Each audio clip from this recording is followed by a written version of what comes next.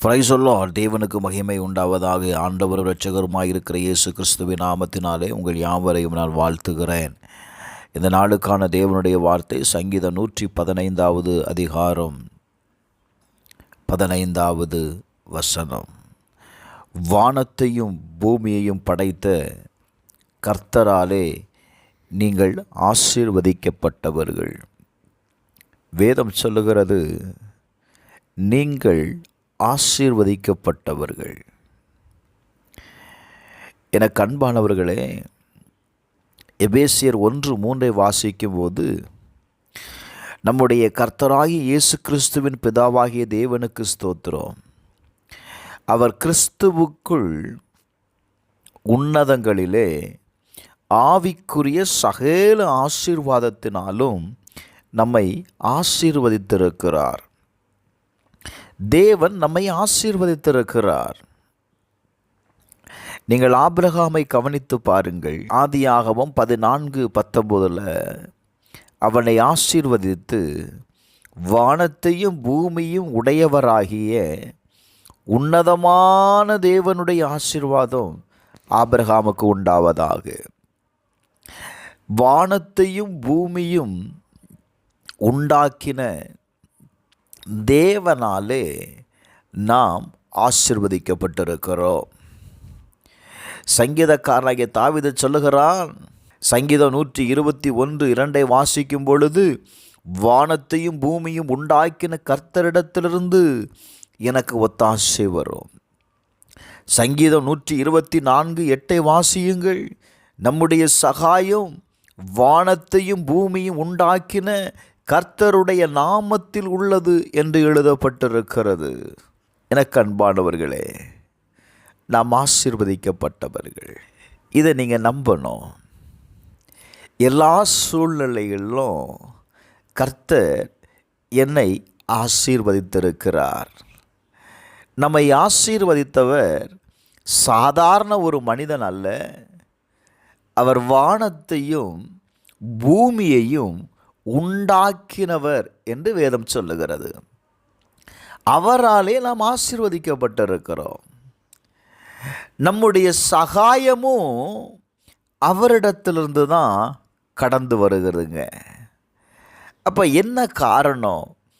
ஏன் நம்மளால் அந்த ஆசீர்வாதத்தை பெற்றுக்கொள்ள முடியலை அப்படின்னா, சங்கீதம் 146:5 சொல்லும்போது, யாக்கோபின் தேவனை தன் துணையாய் கொண்டிருந்து தன் தேவனாகிய கர்த்தர் மேல் நம்பிக்கை வைக்கிறவன் ஆசீர்வதிக்கப்பட்டவன் என்று எழுதப்பட்டிருக்கிறது.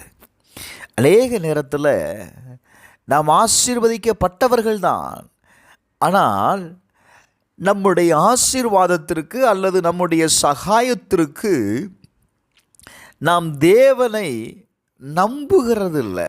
நான் 2 காரியத்தை சொல்கிறேன் பாருங்களேன். ஒன்று, நம்முடைய ஆசீர்வாதத்தை பெற்றுக்கொள்ள நீங்கள் தேவனை நம்பணும். 2, 1 பேதுரு 3:9 சொல்லுகிறது, நீங்கள் ஆசீர்வாதத்தை சுதந்தரித்து கொள்ளும்படி அழைக்கப்பட்டிருக்கிறவர்கள் என்று அறிந்து ஆசீர்வதிக்கணும். Glory to God. உங்களுடைய ஆசீர்வாதத்தை, உங்களுடைய சகாயத்தை நீங்கள் பெற்றுக்கொள்ள முதலாவது தேவனை நம்பணும். 2வது, நீங்கள் மற்றவங்களை ஆசீர்வதிக்கணுங்க. அது உங்களுக்கு ஆசீர்வாதத்தை கொண்டு வரும். வேதம் சொல்லுகிறது, நீங்கள் ஆசீர்வாதத்தை சுதந்தரித்து கொள்ளும்படி நீங்கள் அழைக்கப்பட்டிருக்கிறீங்க. அதை அறிந்து மற்றவர்களுக்கு நீங்கள் ஆசீர்வதிக்கணும். ரோமர் எழுதின நிருபத்தில் 4வது அதிகாரம் 21வது வசனத்தை அவன் என்ன சொல்கிறான்?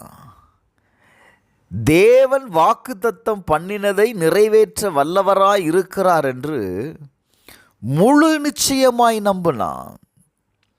தேவனை மகிமைப்படுத்தி விசுவாசத்தில் வல்லவனானான். ஆகையால் அது அவனுக்கு நீதியாய் எண்ணப்பட்டது. முதல்ல ஆண்டவருடைய வாக்கு தத்தத்தை நம்புங்க. இந்த ஆசீர்வாதம் எனக்குரியதுன்னு நம்புங்க. நான் ஆசீர்வதிக்கப்பட்டவன்னு நம்புங்க.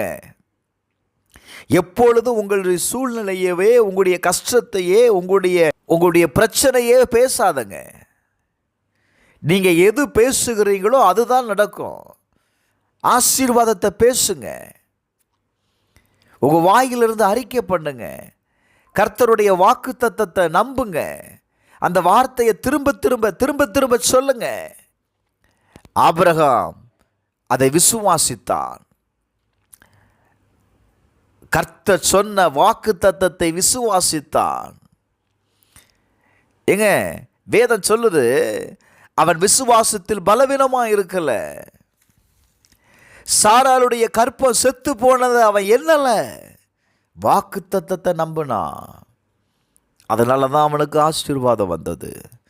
நான் மறுபடியும் சொல்கிறேன், உங்களுக்கு கொடுக்கப்பட்ட வாக்கு தத்தத்தை நம்புங்க, அதை அறிக்கை பண்ணுங்க, மற்றவர்களை ஆசீர்வதிங்க. உங்களுடைய ஆசீர்வாதம் உங்களிடத்தில் வந்து சேரும். பரலோக பிதாவே, இயேசுவின் நாமத்தில் இந்த கால வேளையில் இந்த வார்த்தையை கேட்கிற ஒவ்வொருவருக்காக ஜெபிக்கிறப்பா. அவர்கள் ஆசீர்வதிக்கப்பட்டவர்கள், அதை அறியாமல் இருக்கிறார்கள். இன்றைக்கு அறிந்து கொள்ளும்படியான உணர்வை கொடுங்க. உம்முடைய ஆசீர்வாதத்திற்கு பங்குள்ளவர்களாய் மாற்றும். இயேசுவின் நாமத்தில் பிதாவே, ஆமென்.